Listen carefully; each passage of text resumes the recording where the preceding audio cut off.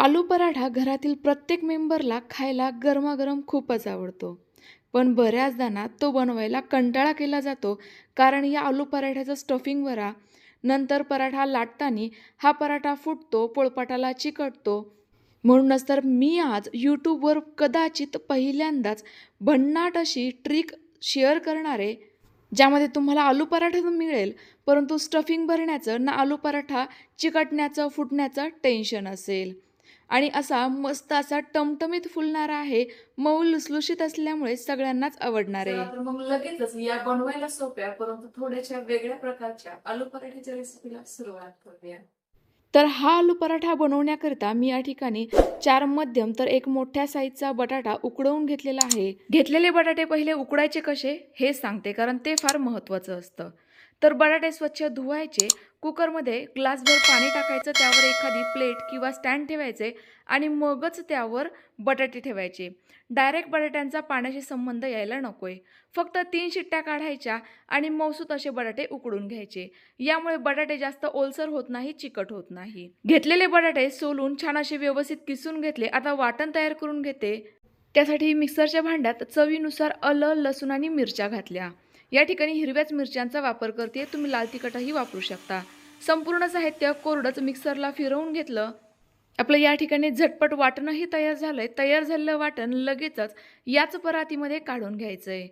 आता या पराठ्याला रंग, चव छान येण्याकरिता सुके मसाले घालूयात. पाव चमचा हळद, थोडीशी बारीक चिरलेली कोथिंबीर, चवीनुसार मीठ आणि त्याचसोबत थोडासा हिंग घालायचा आहे. यासोबत तुम्ही आमचूर पावडरही घालू शकता. सध्याला माझ्याकडे उपलब्ध नव्हती, त्यामुळे मी नाही वापरत आहे. घेतलेलं संपूर्ण साहित्य सुरुवातीला छान असं एकजीव करून घ्यायचं आहे आणि बटाट्यामध्ये जरासुद्धा गाठ नाही आहे ना, याची देखील खात्री करून घ्यायची आहे. तर बघा, अगदी व्यवस्थित असं आपलं मऊसूत मिश्रण या ठिकाणी तयार झालं आहे. लगेचच आता यामध्ये घालूयात 1 वाटी गव्हाचं पीठ. तर बघा, मी सांगितल्याप्रमाणे तुम्ही जर मऊसूत बटाटे उकडून घेतले असतील, पण हे बटाटे व्यवस्थित असे कोरडे असतील, तर या ठिकाणी तुम्हाला कमीत कमी गव्हाच्या पिठाचा वापर करावा लागेल आणि यामुळे पराठ्यांना टेस्टही जास्त छान येईल. तर बघा, साधारणतः या ठिकाणी मी 5 म्हणजे याचं वजनी प्रमाणात 250 ग्रॅम बटाटे घेतले होते. त्याकरिता मला फक्त 1च वाटी गव्हाचं पीठ लागतंय आणि घेतलेलं पीठ मी यामध्ये अगदी छान असं व्यवस्थित मऊसूत मळून घेतलंय, छान एकजीव करून घेतलंय. साधारणतः हा इतपत मऊसूत आहे, ना जास्तच पातळ आहे, ना जास्तच घट्टसर आहे. आता हे पीठ आपल्याला जरासुद्धा भिजत ठेवण्याची गरज नाहीये. फक्त हे व्यवस्थित मऊसूत मळून घ्यायचे आणि लगेचच पराठे लाटायला घ्यायचे आहेत. त्याकरिता एक छोटासा पराठ्याच्या अंदाजानेच मऊसूत असा गव्हाचा उंडा तयार करून घेतलाय. हा तयार झालेला उंडा थोड्याशा कोरड्या पिठामध्ये घोळवून घेतला. आता आपण ज्या पद्धतीने चपाती लाटतो ना किंवा चपाती तयार करतो ना, अगदी सेम पद्धतीने हा पराठा तयार करून घ्यायचा आहे. त्याकरिता छोटीशी पुरी लाटून घेतली. आता यावर तेल लावून घ्यायचे आणि आपण ज्या पद्धतीने घडीचा उंडा तयार करतो ना, अगदी सेम पद्धतीने हा देखील उंडा तयार करून घ्यायचा आहे. असा उंडा तयार केल्यामुळे आपला पराठा मस्त असा टमटमीत चपातीसारखाच फुलतो, जरासुद्धा स्टफिंग न भरता. तुम्ही हे कणिक जेवढं मऊसूत मळून घ्याल ना, तेवढेच तुमचे पराठे अगदी छान असे मऊसूत तयार होतात. आता उंडा तयार झाला. पुन्हा एकदा गव्हाच्या पिठामध्ये म्हणजेच कोरड्या पिठामध्ये हा उंडा घोळवून घेतला. आता व्यवस्थित अशा हलक्या हाताने आपण हा पराठा एकसारखा लाटून घेऊयात. शक्य तेवढ्या कडा देखील पातळ लाटून घ्यायच्या. मध्यभागी थोडासा नॉर्मल असा जाड ठेवला तरी देखील चालणार आहे. ज्यामुळे आपला पराठा मस्त असा टमटमीत आणि गुबगुबीत फुलेल. गरज वाटल्यास तुम्ही थोड्याफार कोरड्या पिठाचाही वापर करू शकता. तर बघा, आपण कणिक मस्त अशी मऊसूत भिजवून घेतलेली असल्यामुळे आपला पराठा जरासुद्धा पोळपाटाला किंवा लाटण्याला चिकटत नाहीये. व्यवस्थित असा गोल गरगरीत देखील लाटता येतोय. आपला पराठा या ठिकाणी मध्यम जाडीचा लाटून तयार झाला आहे. अगदी चपातीप्रमाणेच याची देखील साईज ठेवायची.